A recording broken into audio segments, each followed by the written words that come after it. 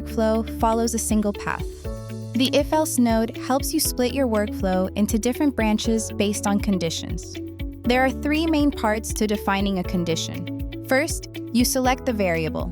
Second, you choose the operator. The available operators depend on the type of variable. For text variables, you'll see options like is empty, is not empty, equals, or contains.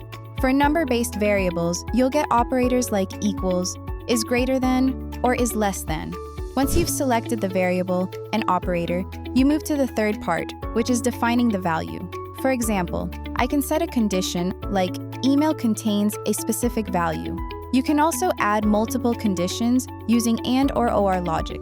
And if needed, you can group conditions together and stack as many as you want. Next, you connect each branch to an action. Let me add a send email node.